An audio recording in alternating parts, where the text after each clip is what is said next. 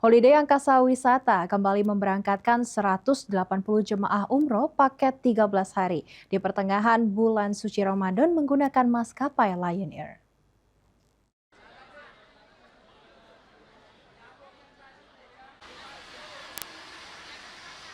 Holiday Angkasa Wisata kembali melepas sebanyak 180 jemaah umroh.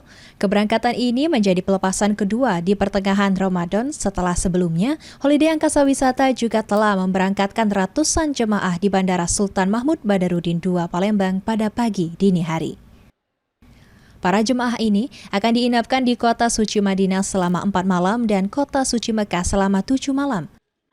Pelepasan jemaah ini dilakukan oleh Kepala Divisi Umroh Holiday Angkasa Wisata Indah Pratasari yang mewakili CEO Holiday Angkasa Wisata.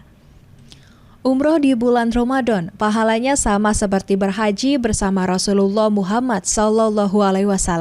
Jadi banyak sekali keutamaan dan pahala dalam menjalani ibadah umroh 1 bulan penuh di Tanah Suci.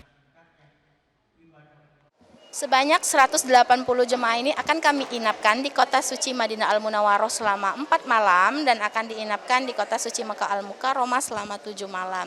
Dan sebagaimana tadi kami sampaikan beberapa wejangan atau pesan kepada seluruh jemaah kami bahwa yang dimana karena saat ini sangat crowded, padat, umroh Ramadan, jemaah wajib menggunakan ID card kemanapun bepergian, kemudian mematuhi tour leadernya, menjaga kekompakannya, menjaga kesehatannya, dan menjaga kesempurnaan rukun ibadah umrohnya.